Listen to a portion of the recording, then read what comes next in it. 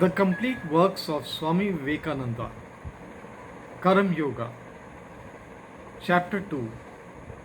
Each is great in his own place. Part 1.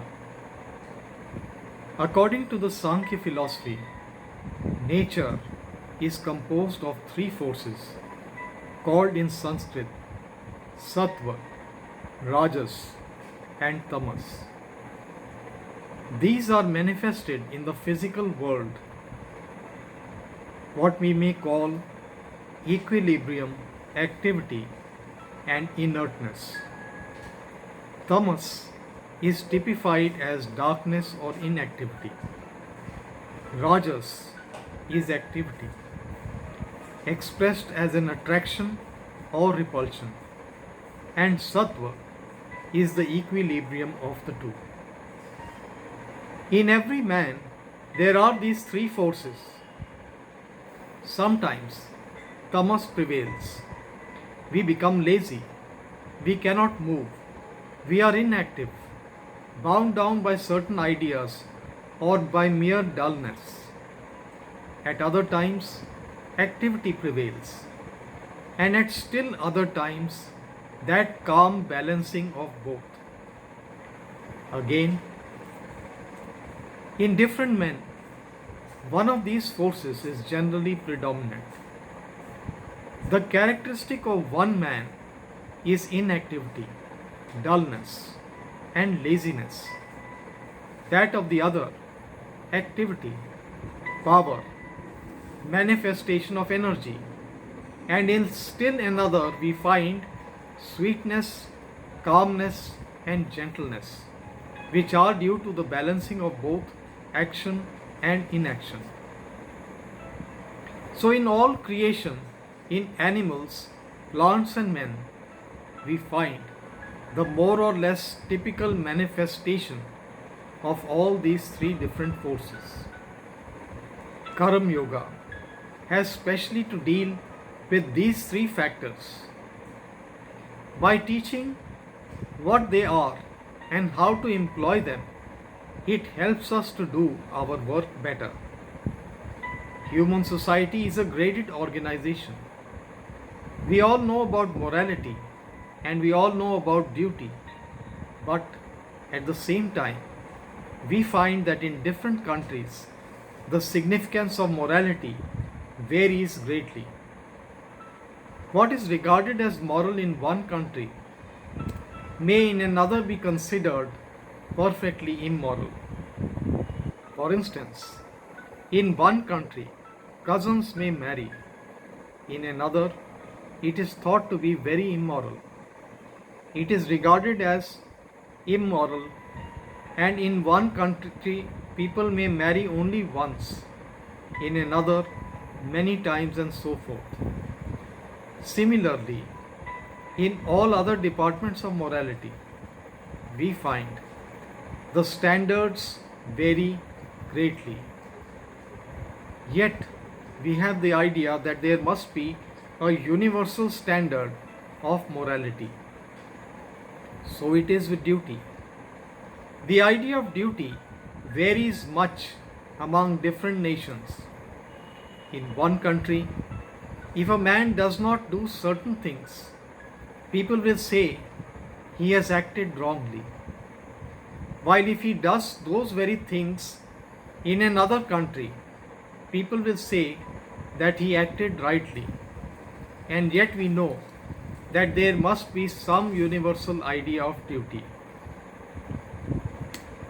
In the same way, one class of society thinks that certain things are amongst its duty, while another class thinks quite the opposite and would be horrified if it had to do those very things. Two ways are left open to us. The way of the ignorant who think that there is only one way to truth and that all the rest are wrong, and the way of the wise who admit that according to our mental constitution or the different planes of existence in which we are, duty and morality may vary.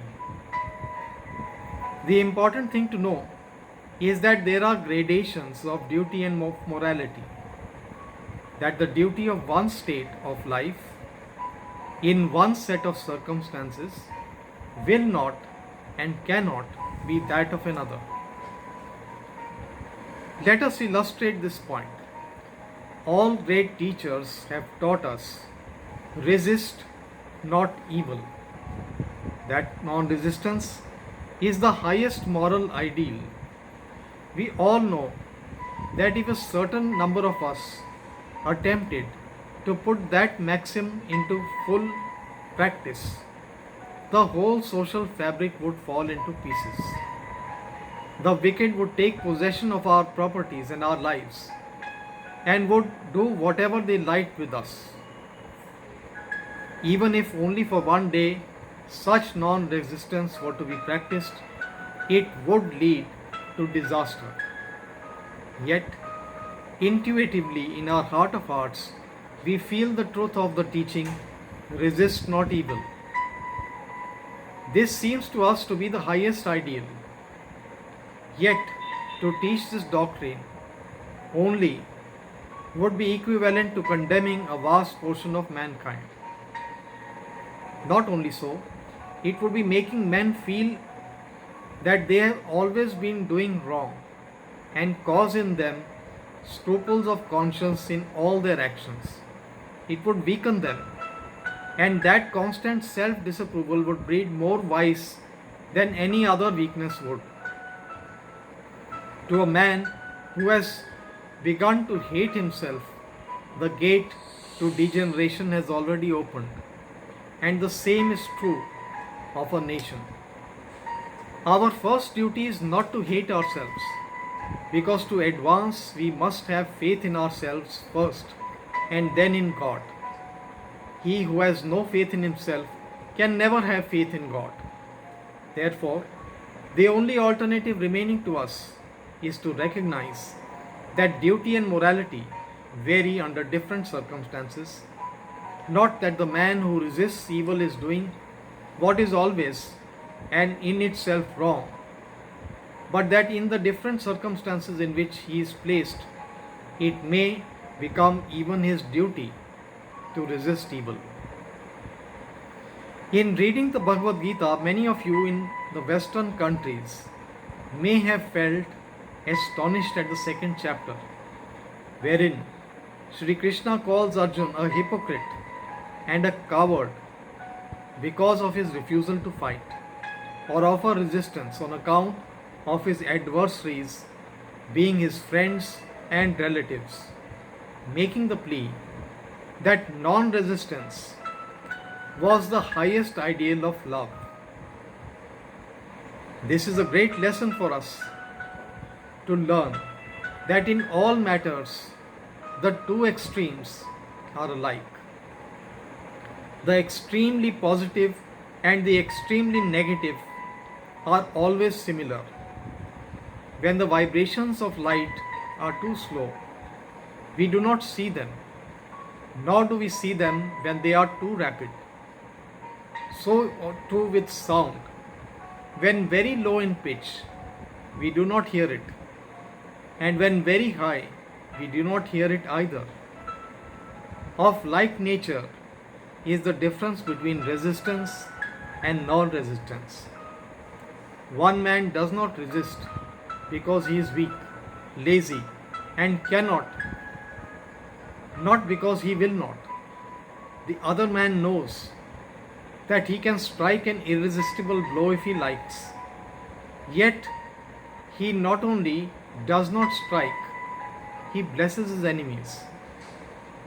The one who from weakness resists not commits a sin, but as such cannot receive any benefit from the non resistance, while the other would commit a sin by offering resistance.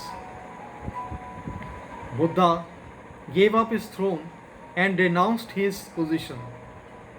That was true renunciation. But there cannot be any question of renunciation in the case of a beggar who has nothing to renounce. So we must always be careful about what we really mean when we speak of this non resistance and ideal love. We must first take care to understand whether we have the power of resistance or not. Then, having the power, if we renounce it and we do not resist, we are doing a grand act of love. But if we cannot resist and yet at the same time try to deceive ourselves into believing that we are actuated by motives of the highest love, we are doing the exact opposite. Arjuna became a coward at the sight of the mighty array against him. His love made him forget his duty towards his country and his king. That is why Sri Krishna told him that he was a hypocrite. Thou talkest like a wise man, but thy actions betray thee to be a coward. Therefore, stand up and fight. Such is the central idea of Karam Yoga. The Karam Yogi is the man who understands that the highest ideal is non resistance, and who also knows that this non resistance is the highest manifestation of power in actual possession, and also what is called the resisting of evil is but a step on the way towards the manifestation of this highest power, namely non resistance. Before reaching this highest ideal, man's duty is to resist evil. Let him work, let him fight, let him strike straight from the shoulder. Then only when he has gained the power to resist will non resistance become a virtue.